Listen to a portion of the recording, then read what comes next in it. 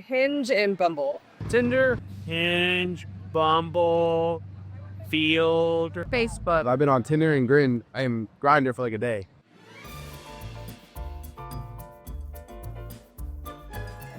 Like using like, hey, my name's Ken, you know, looking for a Barbie doll. I don't take anything seriously ever. If you're gonna date me or get involved with me, you'll know exactly what you're looking for. Of man seeking man, but at this point I'll take what I can get. P.S. I won't ever post a fish pic, and then in parentheses, unless it's me holding a can of tuna, in parentheses, if you don't ever post a pic of you flicking off the camera. I'm a cashier. Maybe I'll check you out sometime.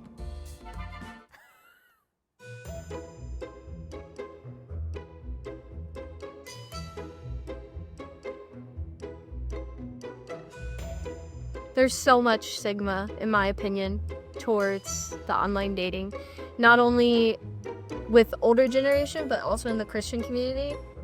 Oh, yeah. So no, I don't think there's really a stigma around dating apps.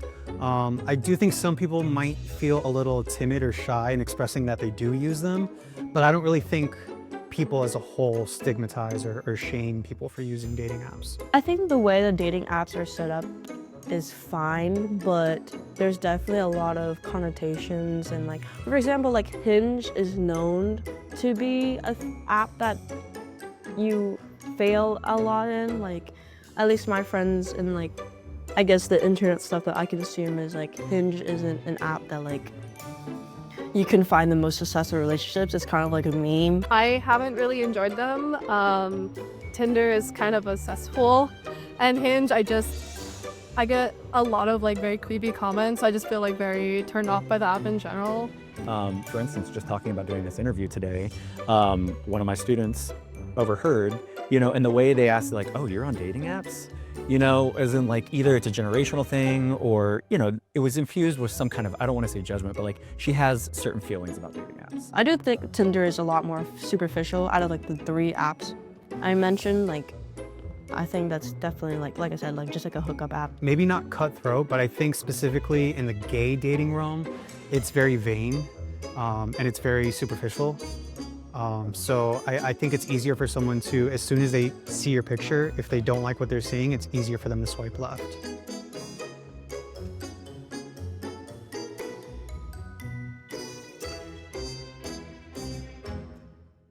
I feel like you really have to like sell yourself on these apps.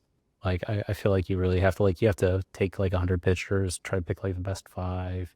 You know, you got to like have a picture where it's like, here, look, I'm a real person. I don't think dating apps really affect my self-esteem, just because, like I said, when it comes to things like rejection and stuff like that, it's easy for me to kind of just accept it and walk away. I've grown to be very, very much a person where if things are out of my control, that's that. It's like the pros and cons of dating apps is that, you know, you're casting the net wider, you know, and it's a much quicker process. But at the same time, there's less investment. So it makes it easier for people to ghost, but it also should make it easier for most people to accept ghosting. Now, granted, I really haven't played the dating game until just recently. I was with somebody for 3 years. They dumped me to date a personal trainer, and that did a lot for my self-esteem. So I kind of tried to jump headfirst into dating to kind of like get back out there, because I knew if I didn't do that, I was just gonna like mope and be sad.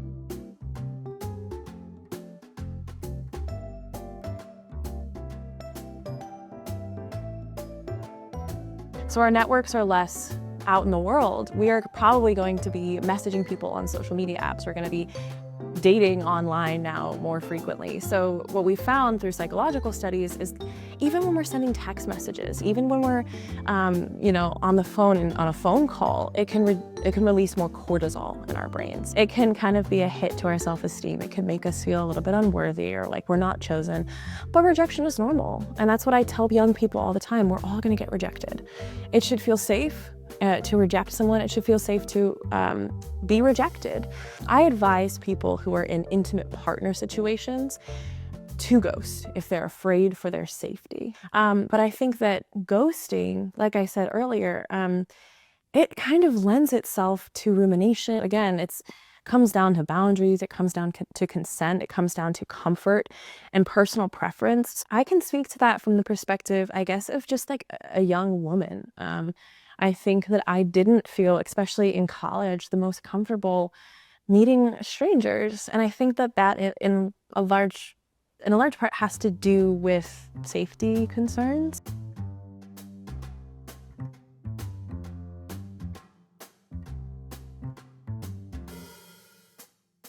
You're either open to a relationship or you're not. I think girls can be very candid about it. Guys will not, unless you ask them directly. But they'll swipe on girls that are open to relationships or looking for a long-term relationship, and they're more of a hookup kind of guy. Grindr was just the grimiest of all the apps. I will say everyone was very upfront and direct about what they wanted, but that's a pro and a con, so you just kind of have to take that as what it is.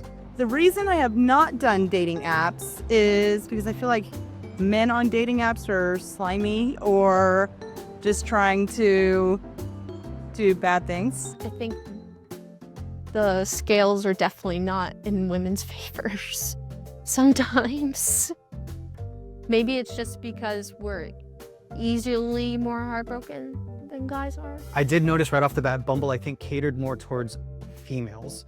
So I think it was more towards, like, I think females had an advantage on Bumble.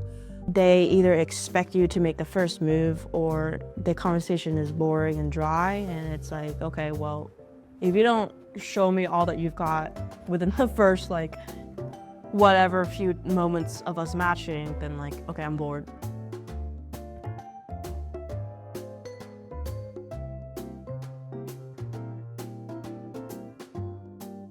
I see the reason for it, but I think if you ask most people, we would all rather be back to how it was like back in the day where we met people organically. It's sad that it's an immediate judge of looks when you're swiping. It's like, and like sometimes you even get a roll of just like, oh wait, they were kind of cute, but you just were swiping too fast. They make you more choosy.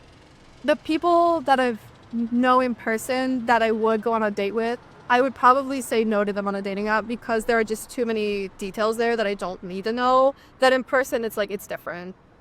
Don't look at somebody like stats. You could actually have a conversation with somebody and not have to make some cheesy pickup line or do something just to get somebody's attention. Just be real. That's why you see all these like dating app relationships, they kind of like just crumble because you don't actually build anything besides like live like. And I have seen people, get married from dating apps. So there's a possibility. I need to try it because I am very single. I wouldn't take it too seriously. Just if you meet somebody cool, then that's awesome. But I wouldn't put too much pressure on meeting somebody on there. So send something nasty, please.